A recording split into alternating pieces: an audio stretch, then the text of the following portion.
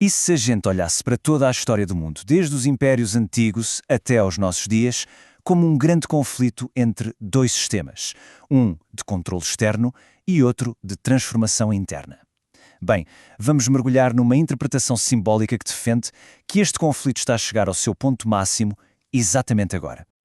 Pois é, a pergunta que nos vai guiar é esta. Será que símbolos com milhares de anos podem, de alguma forma, estar a falar sobre as estruturas de poder e controlo que vemos a surgir hoje na nossa era digital? É uma ideia, no mínimo, provocadora, e é isso que vamos explorar. Ok, então, na base de toda esta ideia está uma dualidade fundamental. A questão aqui não é tanto sobre nações ou ideologias políticas, mas sim sobre dois princípios que são completamente opostos. De um lado, um sistema de controle humano, rígido que vem de fora para dentro, e do outro, um sistema de vida que é divino e interno. E esta citação resume a coisa toda na perfeição. De um lado, um reino construído com pedra, ou seja, leis, estruturas, moralidade humana. E do outro, um reino do espírito, que é vivo, orgânico e que transforma. E aqui vemos esta oposição em mais detalhe. Reparem, o sistema de pedra foca-se no comportamento que se vê, na aparência. O resultado final é sempre a condenação, porque ele só consegue mostrar a falha. Agora, em contraste, o sistema do espírito funciona de dentro para fora, através da graça. Ele gera vida, em vez de só apontar o erro. Este contraste é a chave para tudo o que vamos ver a seguir. Vamos então olhar para o primeiro grande símbolo do sistema humano. A interpretação aqui foca-se numa visão muito conhecida do livro de Daniel, a de uma estátua gigante que, supostamente, representa uma sequência de poderes mundiais ao longo da história. Esta estátua não é só uma escultura, claro, é uma metáfora para a história dos impérios construídos pela humanidade. Cada parte, feita de um metal diferente, representa um reino, um império, e a própria progressão dos metais conta uma história muito interessante. A progressão é muito clara. Começa lá em cima, com a gloriosa cabeça de ouro, que seria Babilônia, e vai descendo em valor e em coesão, prata, bronze, ferro. Mas o ponto-chave, onde tudo se decide, está mesmo lá embaixo, nos pés, uma mistura super instável de ferro e barro. Segundo esta leitura, isto simboliza a fragilidade do poder humano final, uma aliança que até pode parecer forte por fora, mas que, na sua essência, é quebradiça. E é exatamente aqui que a análise faz a ponte entre o antigo e o moderno. A proposta é que este império final, frágil, esta mistura, não seja uma nação ou um país tradicional, mas sim uma rede digital global, uma espécie de Babilônia na nuvem. Esta passagem, bastante poética, descreve a queda desta Babilônia moderna. Mas, antes de cair, como é que ela se constrói?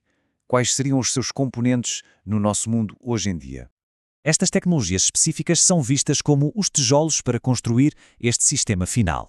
Estamos a falar do capitalismo de vigilância, que transforma dados pessoais em produto, das moedas digitais de bancos centrais, as CBDCs, que, em teoria, permitem um controle total sobre cada transação, e, claro, a identidade biométrica.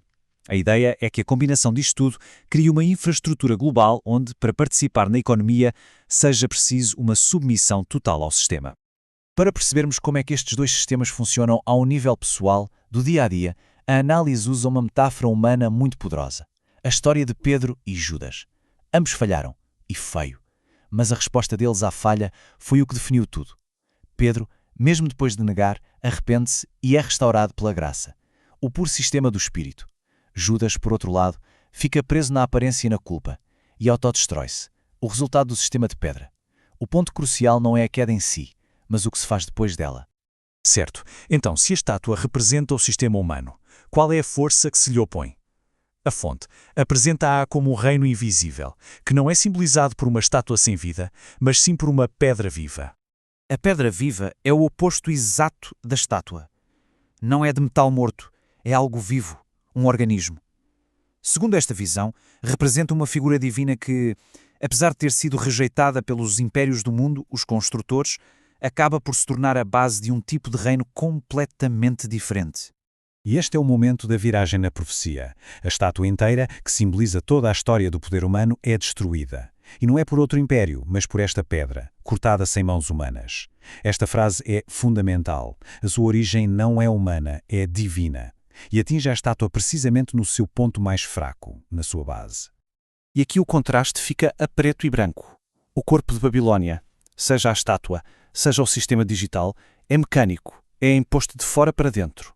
Em oposição, o corpo de Cristo é descrito como um organismo vivo, algo que cresce a partir de dentro e que se mantém unido, não pela força, mas pelo espírito. Tudo isto nos leva, então, ao clímax da narrativa. O conflito final é apresentado como uma escolha definitiva. Uma escolha de lealdade, que é simbolizada por duas marcas completamente opostas. E assim chegamos à questão final que este enquadramento nos coloca. No fundo, uma escolha entre duas afiliações, dois sistemas, duas identidades. A marca ou o selo? O contraste aqui é total. De um lado, uma marca externa, na mão e na testa, que funciona como uma espécie de autorização para se poder participar no sistema económico e que exige submissão. De outro, um selo que é interno, no coração e na mente, e cuja função é sinalizar a pertença a um reino divino e cuja natureza é a transformação.